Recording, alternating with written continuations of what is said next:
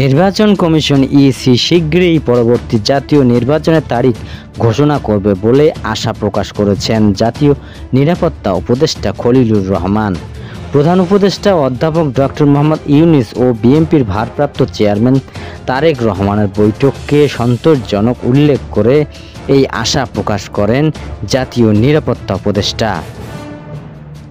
শুক্রবার 13 জুন লন্ডনে একটি হোটেলের এই বৈঠকের পর যৌথ সংবাদ সম্মেলন তিনি এই আশাবাদ ব্যক্ত করেন।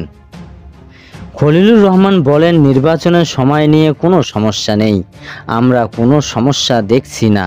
যৌথ বিবৃতিতে আমরা উভয় পক্ষেই নির্বাচনের বিষয়ে আমাদের অবস্থান নিয়ে কথা বলছি। আমরা আশা করি নির্বাচন কমিশন শীঘ্রই নির্বাচনের তারিখ ঘোষণা করবে। খলিলুর রহমান ও বিএনপির স্থায়ী কমিটির সদস্য আমির খসরু মাহমুদ চৌধুরী উভয়ে বলেছেন যে তারা বৈঠকের ফলাফল নিয়ে খুশি। বিএনপির নেতার কথার সঙ্গে সুর মিলিয়ে ডক্টর খলিলুর রহমান বলেন, উভয় পক্ষেই সন্তুষ্ট না হলেও যৌথ বিবৃতি জারি করা হতো না।